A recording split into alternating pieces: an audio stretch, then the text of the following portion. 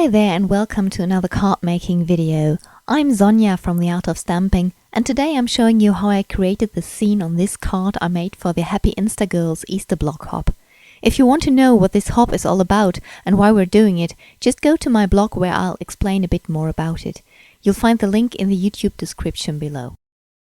To make my card, I used images from two different Easter stamp sets. The first one, Some Bunny Loves You by My Favorite Things. It contains lots of adorable bunnies in different poses, of which I'm going to use two, and quite a few accessory stamps from which I'll be using the little flower card. My second stamp set is Lawn Fawn's Extra Special Easter, from which I'll be using the single small egg for my scene, as well as a greeting and the jelly beans for the inside of the card later on. I will color my images with these Acacia Sire watercolor brush pens. They are very similar to the Zigs, even if their color palette is much smaller. And their huge advantage is that they have a real red marker that even remains red when being diluted with water and is not turning into pink. This is an issue with the Zigs, I've been told by a blog reader who's got all of the red Zig markers, and it might be of interest for some of you who are also looking for a real red watercolor brush marker. I've pre-stamped my images using waterproof Acrylic in jet black onto watercolor cardstock. It's bamboo by German manufacturer Hahnemühle. For the coloring, I also need a glass of water, some watercolor brushes in different sizes, and a cloth made from an old t-shirt and not from underpants, as one of my viewers suspected recently. The whole coloring took about 40 minutes, and I'll speed up the video later on so that it won't last for ages. Let me, however, first explain a bit about my coloring process. I start by applying the color directly from the marker in those areas where my darkest shadows shall be. I then take a clean brush containing only water and wet the whole area that I want to be covered in the color I previously applied. In this case, that's the bunny's face, of course. Only then I touch the color I've laid down before with my wet brush. I do this because the color moves more easily on the wet paper, and thus it becomes more easy to evenly distribute the color in the selected area. By the way, I'm sorry that I'm fiddling around here a bit with my brush. I should have taken a larger one for the bunny's face, but I didn't find it at once and didn't want to interrupt the filming. The coloring process would have been a bit smoother had I used a larger brush here. But, well, it worked out anyway, so I won't complain. When all the color is diluted, I can go in again with my marker and add more color in the shadow areas. This is an advantage of brush markers to those with a felt nib, because felt nib markers would soak up all excess liquid from the paper instead of releasing color, and thus do exactly the opposite of what I want at that point. When coloring with a felt nib marker, I will have to wait until the whole section is dry before I can apply more color directly from the pen onto the paper. Another option, apart from applying the color directly from the pen, is to lay down some color on an acrylic block or another non-porous surface first, and take it up with a brush from there. You'll see me doing that sometimes too. That way you're adding less color and the shading becomes more subtle as when using the direct-to-paper method. What you will have to do is pay attention when coloring adjacent areas of an image in different colors. If you don't want the colors to mix, you have to wait until the section you colored first is completely dry. Otherwise, the still wet paper will soak in the pigments from the newly colored segment, and you might end up with a blotchy or muddy spot. Well, so much for the basics of my coloring method. I'll now speed up the coloring and play some music for you until all images are colored. I'll then come back to show you how I created my scene.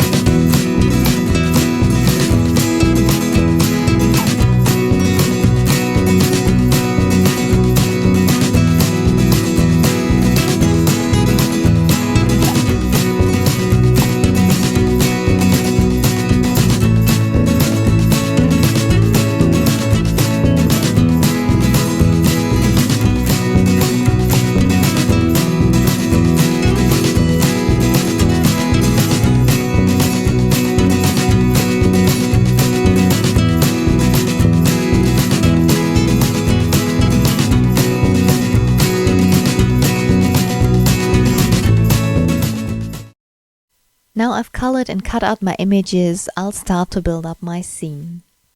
I've prepared a card base from Nina Desert Storm cardstock. And I die cut a piece of white cardstock with the largest of my favorite things stitched rounded rectangle dies for my background. The cardstock I'm using are Reckitt cards by Claire Fontaine called Hexacompta. They are available in different sizes and I love to use them for sponging because the ink goes on really smooth and I can achieve a soft blending. I'm using a sample for mica tile from the hardware store as a work base here. Its surface is non-porous and helps me to softly glide onto my paper with my blending tool so that the color goes on easily. I first start to create my sky by sponging on distress ink in tumbled glass and broken china.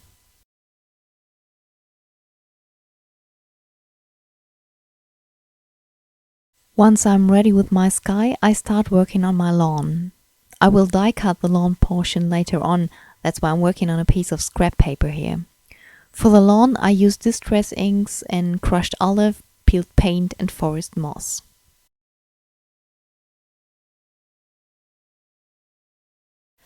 After I sponged and die cut my paper, I'm spritzing it with water to give my background a bit of interest.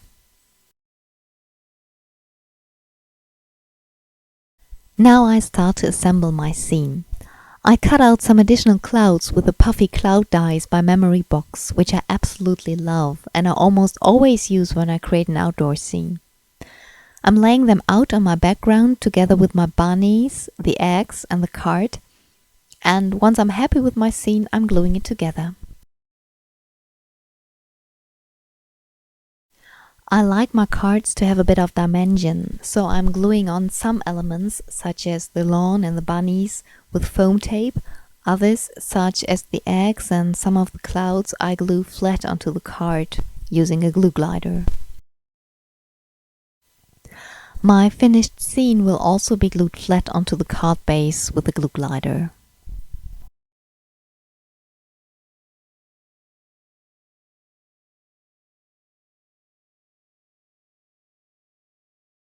Finally, I rounded off the edges of my card with a 1/2 inch side of my corner jumper.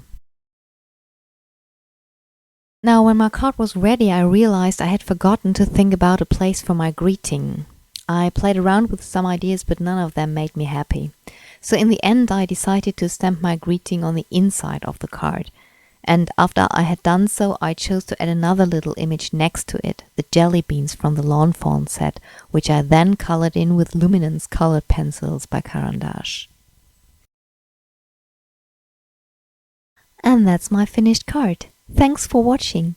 Please comment on my blog or in the YouTube section below should you have any questions or remarks. Give me a thumbs up if you liked the video, and don't forget to subscribe if you want to see more of what I create. Have a nice day. Bye!